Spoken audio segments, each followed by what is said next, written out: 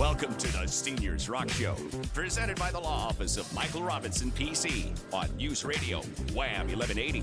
The Seniors Rock Show, a lively weekly discussion, shedding a bright light on aging with fun, entertainment, and important info for all adults. Join in with your comments or questions. Call or text 222-1180 or 1-800-295-1180. Now from the News Radio Wham 1180 studio in downtown Rochester, here's your host, Joanna Palvino. Welcome to the show. I'm Joanna, the host, and I'm here today with my co-host, estate planning and elder law attorney Michael Robinson, and our producer, Pam. I'm getting a little feedback, Pam. Do you hear that? No? Okay, good. It's not just on my mic then. Well, we talk a lot about on the show, we talk about how life just happens. And this year, we know better than ever. And connecting in any way we can has become very important. And connecting live to our listeners during this time of isolation means more than ever, too. So Mike and I thank you for joining us. And I hope you'll come back each week. And I hope that we're helping you in some way or just making you laugh sometimes. And, Mike and I are passionate about bringing you important information and entertainment each week. And we think all adults, should be privy to having some fun and knowing what's happening out there, but also having some entertainment and experts that we bring to your house. So we appreciate any feedback you have and any input on topics. So if you'd like to hear something, in a future show, you can send us a comment or request at seniorsrockradio.com. And you'll find a link to Mike's website there, too, if you need that, and to our Facebook page. So you can call the show during the next hour. We are live. It's 585-222-1180 or 1-800-295-1180 if you're somewhere out there and you don't have a local phone. Producer Pam, she answers the phone, and she will be of assistance. She's very nice, so don't be afraid to call her. And if you don't want to talk to us online, you can just give her the message and tell her the question that she'll pass it along to us so we can talk to you on the air. Mike Robinson, I mentioned earlier, is an estate planning and elder law attorney. He's my weekly co-host, so I'm getting to know him more each week, and it's all good. And I definitely know two things about Mike. He loves being an attorney, that's for sure, and he loves football. And this weekend is the Super Bowl. So are you preparing, Mike? You got any of those chicken wing wagers going on? Hey, Joanna, happy Saturday. No wagers for this game. Even if the Bills were playing, actually, I wouldn't, because I don't know anyone in the Tampa area. So I'd come out of this unscathed either way. But we definitely have chicken wings ready to go, along with some other snacks. And it's going to be a cold one, so we'll have a fire going in the wood stove as well. So it'll be a fun night. Sounds very nice. And how was your week? The week, it was a good week. Most of my weeks are good, I have to say. I'm, pretty fortunate in that respect. But one thing that came up, and before I forget, I want to mention it, is, over the course of the past month or so, folks have been getting stimulus checks. And some of those are coming in the name of people who have passed away. And so we've been getting questions, what do we do with those checks? And there was some confusion about that last year when they first came out.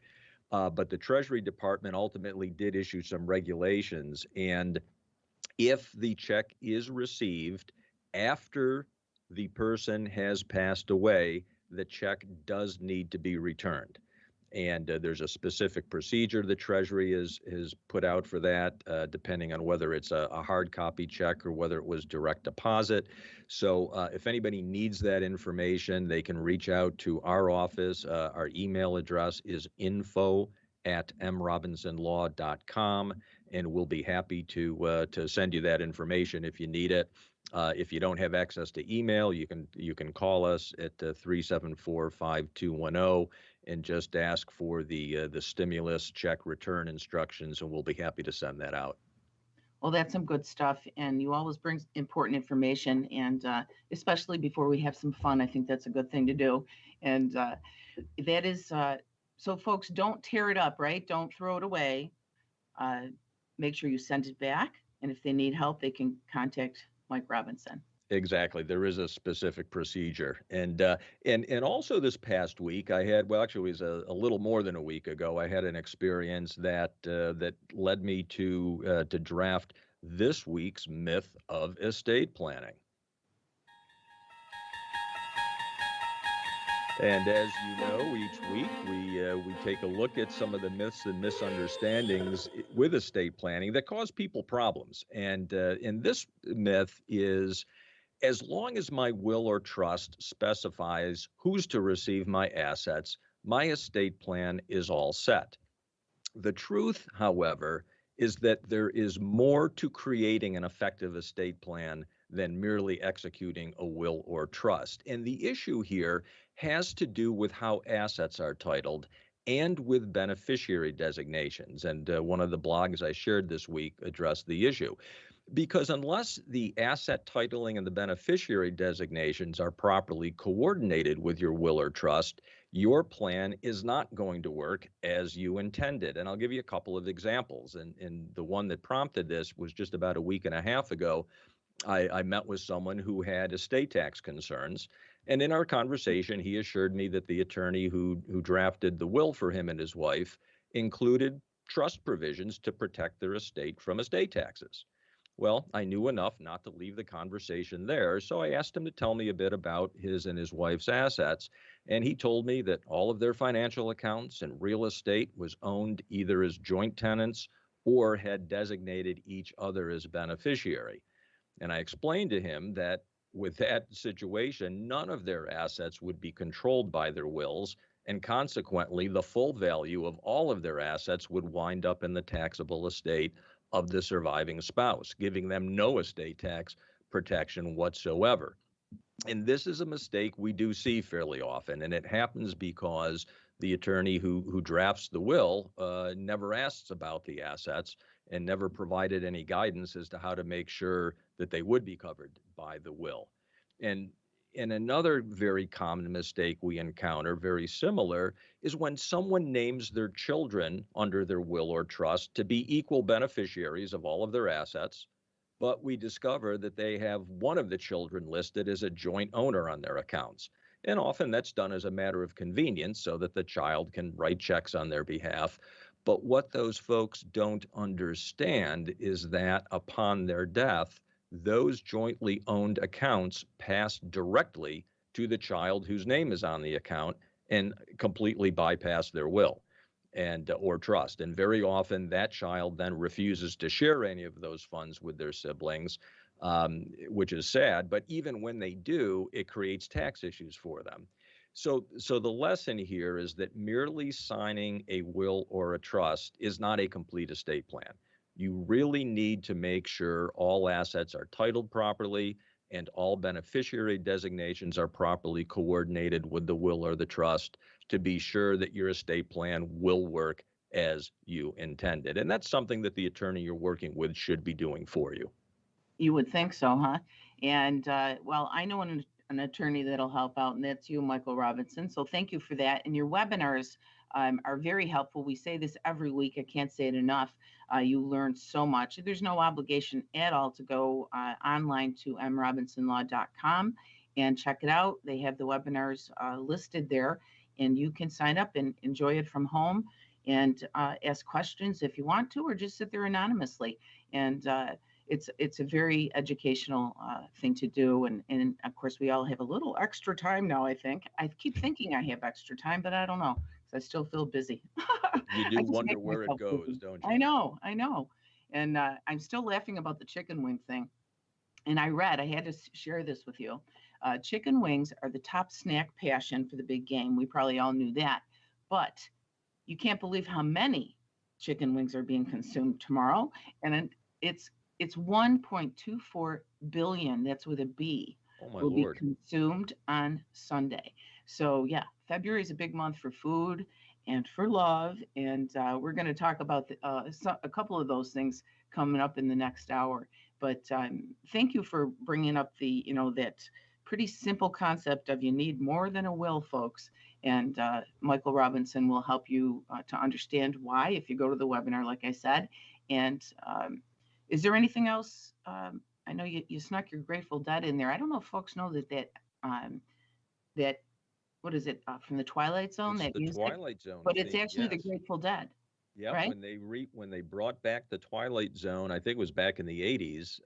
They needed somebody to update the theme song, and they reached out to Mickey Hart and the rest of the Grateful Dead, and there you have it. That is crazy. And I'll give you a little Grateful Dead story. Apparently, my brother, who lives out in San Diego now, back in I think it was '80, we said, right, Mike, they were at the War Memorial. Correct. Yeah. Well, my brother was 17 at the time, and he and his buddy were standing in the lobby of the hotel. Apparently, that's where the band was. They pulled up in a limo. The limo driver asked the boys to help him bring the luggage up. They ended up staying there till 5 a.m. and watching the party. So I thought that was so funny. I said, I have to tell Mike, because obviously he's a big fan of the Dead. A Deadhead, I guess, is the right way to say it, right? There you go.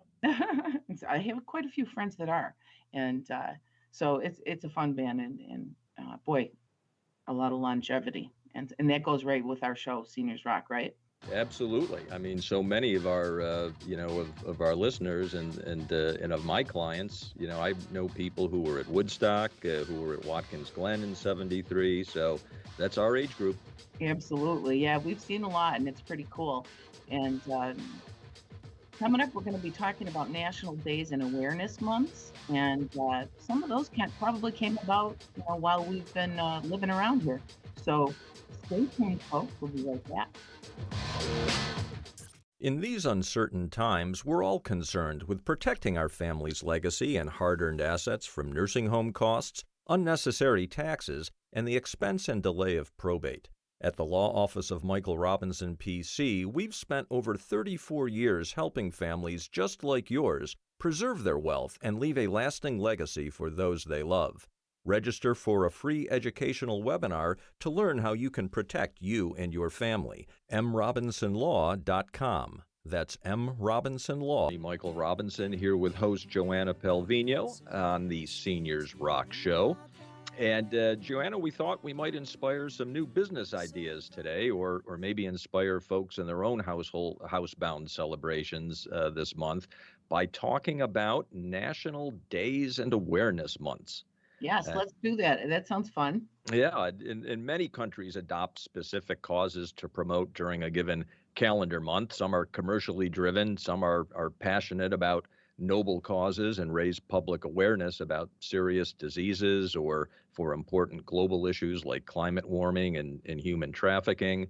And the U.S. is particularly prolific at creating national month events to promote business interests and to make it easier for business owners to create an event and then celebrate it with their customers and clients. Oh, yeah, we're all familiar with the kinds of things that businesses can do to celebrate something. And, February, of course, is full of romance and food. And many of the days we celebrate as National Month events during February, they're food oriented, no surprise there.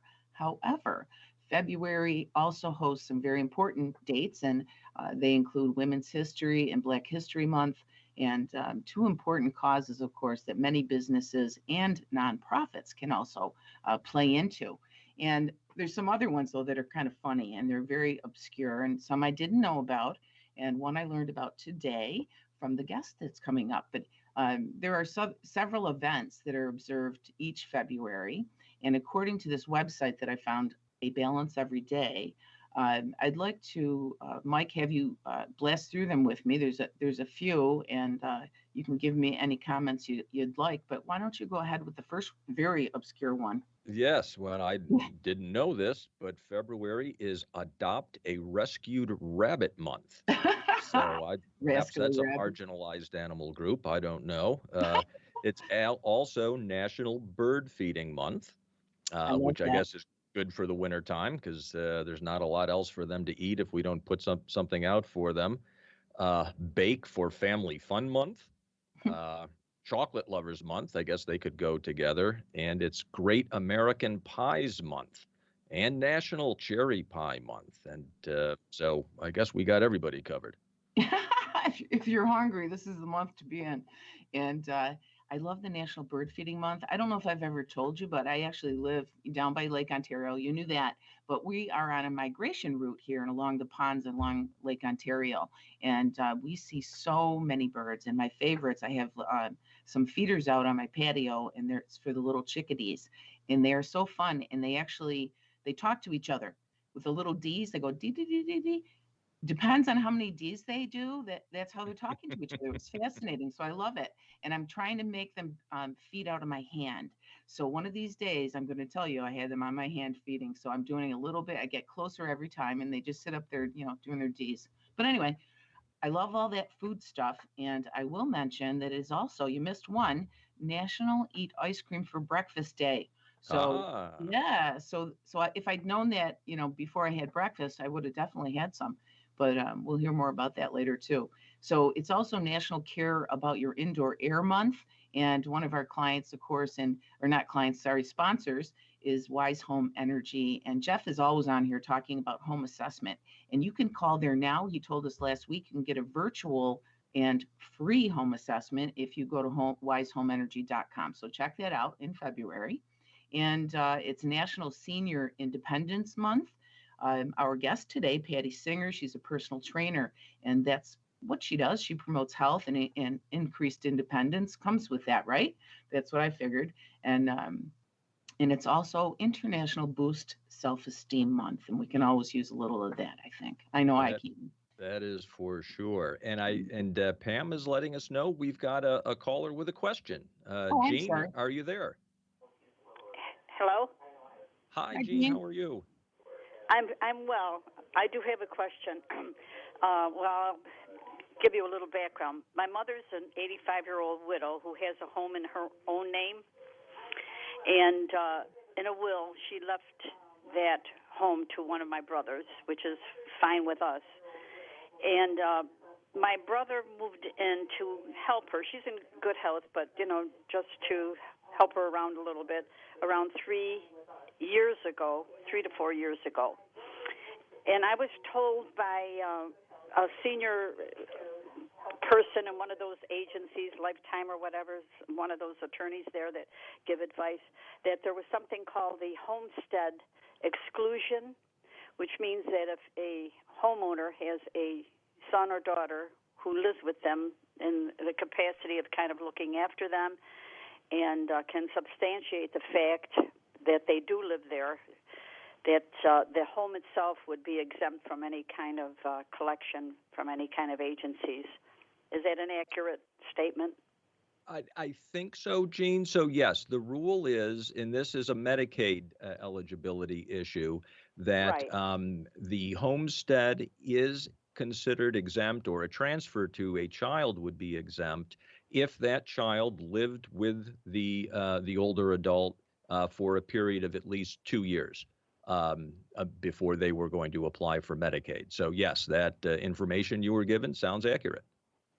Okay, I just wanted to verify that. I thought maybe in the meantime it may have changed or they have revised it or something, but that was the information I was told. It had to be a minimum of 2 years, and they had to substantiate the fact that they did live there through a bill or something, which all those criteria would apply.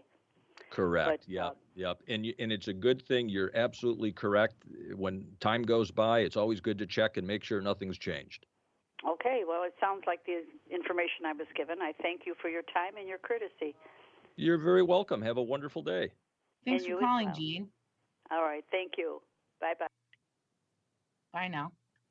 And we'll get back to the list. I think we have another couple of minutes here, but I mentioned National Senior Independence Month is in February this month, and everyone can show your support of older adults, and you can acknowledge them on your social media, for example, or maybe you can offer a senior discount or perk at your place of business. And Mike, I don't know if you know about Effortlessly Healthy, but I get a senior discount there, and everybody can. I get my weekly meals from Effortlessly Healthy. And they have a healthy senior plan that is really good. I love the food. My husband enjoys it too. And it's freshly prepared. It's complete dinners. They deliver it right to my door once a week. So I have, less shopping, which is terrific. No prep. I don't throw away food at the end of the week like I used to. and the menus change all the time. So they have lots of choices, something for everybody. Low sodium, low carb, dairy free, vegetarian, all of those.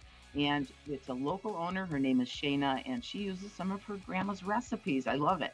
So I recommend Effortlessly Healthy. And if you're a senior, you'll get 10% off too. So check it out. Stay healthy, stay happy, and stay home. So ehmeals.com is where you want to go, or give them a call at 254 0078. That's 254 0078.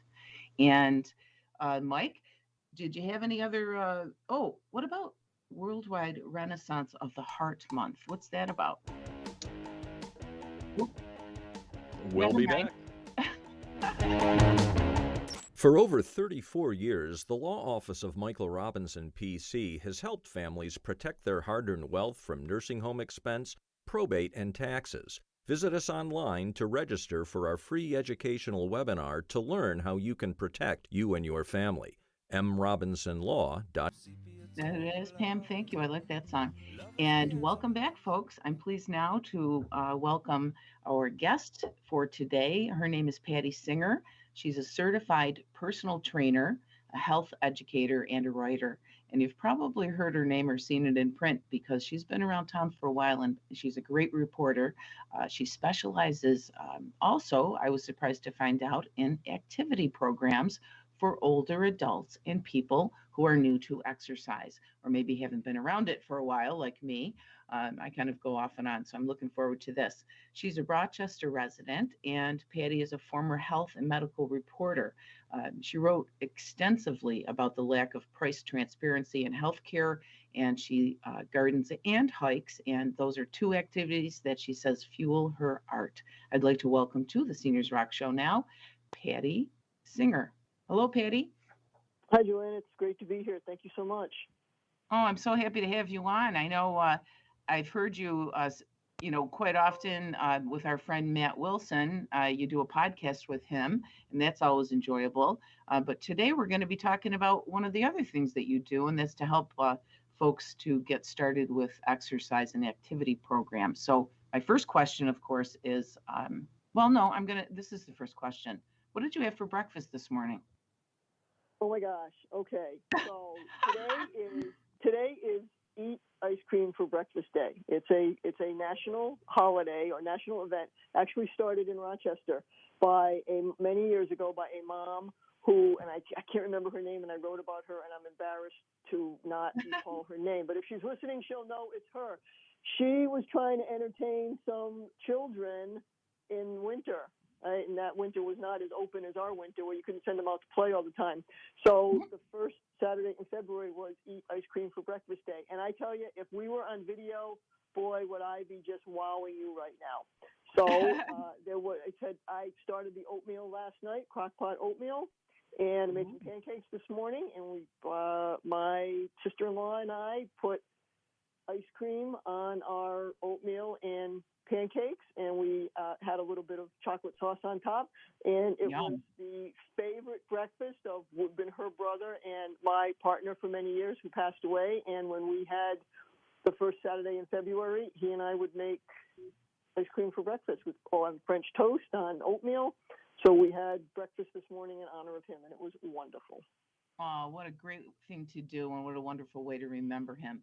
And only you could make, ice cream healthy, right, Patty? So let's get back to the healthy part, because I want to hear what you have to say. And my interest is in about how do you get people started? How do you get someone to get interested and stay with an exercise activity program? Do you have any tips for us? It would be, what do you like to do? And it's not necessarily what do you like to do that's an activity, physical activity, exercise. What do you like to do? Do you like to garden? Do you want to play with the grandkids? Do you want to be able to take a walk? What is it you want to do? And then start with that goal of things you want to do, and in a sense work backward to what type of exercise activity program is going to allow you to do the things you want to do. Stay independent in your home. That's a goal. So what things will it take besides putting up grab bars and minimizing, loose rugs and extension cords and things like that? what kind of physical activities do you think you will need to do to be able to stay independent in your home?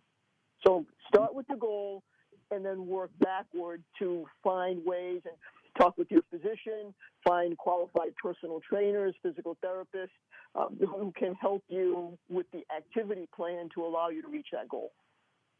Well, that makes sense for sure. But you're talking to somebody here who bought I purchased a CD set. I'm going to tell you this quick, but it was a Facebook ad, and it was called Body Groove Delicious Dance by someone with no credentials named Misty.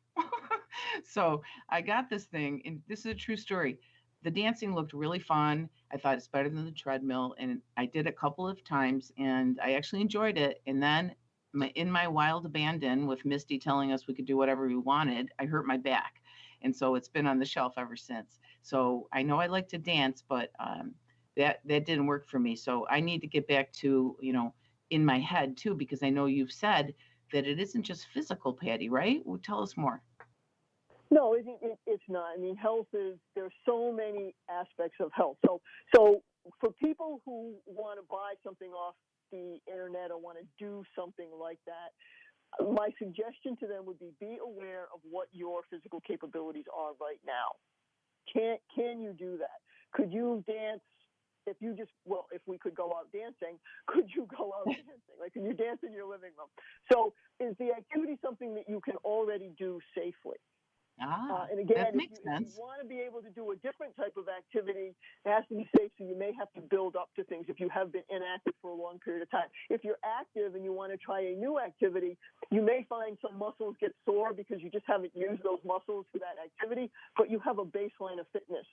So the risk of injury would be much lower than if you just got off the couch to go dancing to a video or doing anything to a video. If you go from 0 to 60, you run the risk of having more of a problem than if you've already been going 40 miles an hour and then you try to go 60. Does that make sense?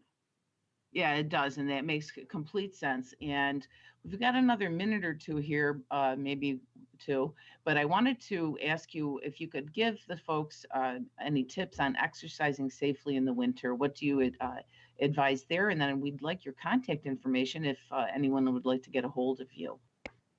Sure. So for me, I've been a walker year round. So what I've done, I have gone out and bought, I call them spikes, micro spikes or nano spikes. They have them at, different outdoor stores and things like that in the area that go on over my shoes that give me traction. So if you really miss your walks, but again, you've been walking, so you are an active walker and you have good balance and you're safe on your feet, but just the winter and the snow is keeping you back, consider these sort of spikes that give you some traction on ice. Otherwise, with our malls, reopen again. With COVID, it's been a problem, but our malls or shopping areas are reopening. You can go through, do mall walking and things like that. There are things that you can do in your house. There are things, again, I recommend getting some instruction, talking perhaps to your physician who maybe refer you, things like exercise bands, light weights, things along those lines. With some instruction, you can get a program that will serve you for several weeks or months, and then you just get the person back to, give you a tune-up, in a sense. So there's lots of things that can be done at home. I always recommend that someone talk to a professional physician about, if they haven't started, to talk with their doctor and make sure that they are okay to start any kind of program. All right. Thank you, Patty. Thank you so much. And what's your contact information? Is there a website or something? You can reach me. You can email me at results@fitrightin.com. So it's results@fitrightin.com. Results@fitrightin.com. Patty Singer, thank you for everything you do, and especially for the seniors and those folks that need you so much, like me. And we'll have you on again sometime. Take care now. Enjoy the rest of your weekend. Appreciate it. Thank you. Have more ice cream. Thanks. I'll have to earn it. Thank you. Bye now.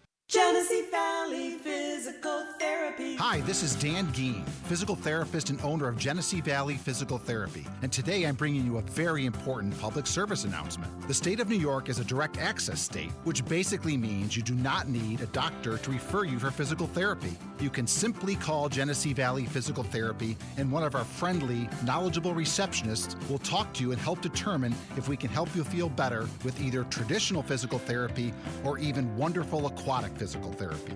So please don't suffer in pain, and please remember you don't need a referral to see us. We adhere to strict CDC guidelines and even offer telehealth visits if you prefer. Call us or visit GeneseeValleyPT.com today. There's a convenient location near you, including our newest location in Pittsford in the Bushnell Basin office building. Do what you love, we'll help you get there. Genesee Valley Physical Therapy. Radio, and I believe we have Anne Marie on hold. Hello, Anne Marie.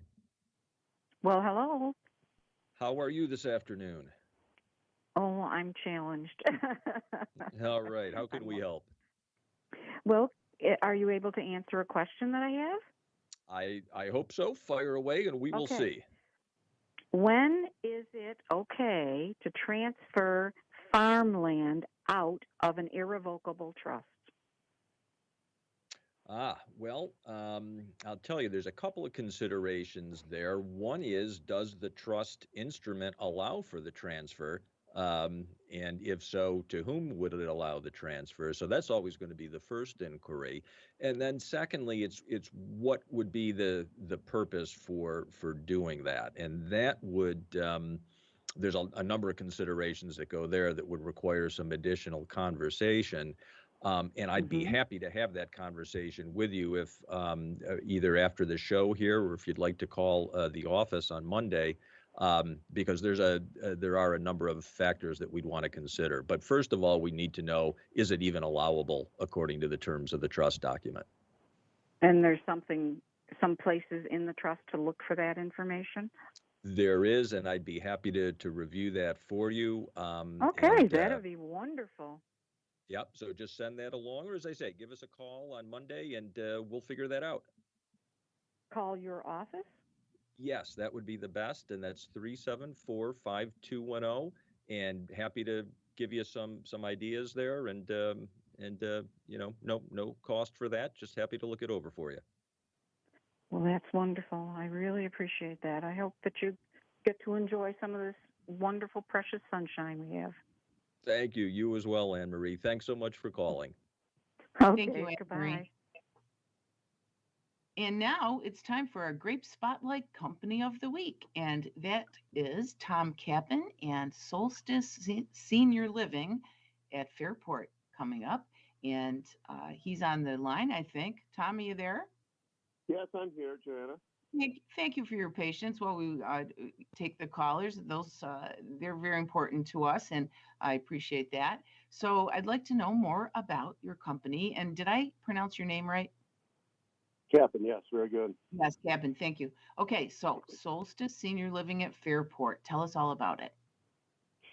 Well, Joanna, we are a senior living community, independent living community, but we also have a fully licensed healthcare agency that resides in our building. And what that means is that our folks can age in place in their apartment without having to move longer than any assisted living in New York. Now, what we offer our folks is 3 chef-prepared meals a day, weekly housekeeping with linen service, transportation to doctor's appointments, shopping, fun trips, and they decide what fun trips they like to go on. We also offer free Wi-Fi, basic cable, daily activities. We even have a movie theater. There's a hairdresser on site, and a wellness talks and demonstrations and exercise classes to keep our seniors vibrant. Now, we do offer many different apartment configurations to help fit different budgets. So we have studios, 1 bedrooms, 2 bedrooms, and even cottages. And they range from $17.99 a month to $33.29 a month. Now, we are conducting live tours at this time, but we also have virtual tours available if that's more convenient for the family. So if you're ready for a more supportive, secure, and social lifestyle, please give us a call at 585-218-9570. That's 585-218-9570. And we'll be glad to show you what down home senior living is all about. Excellent.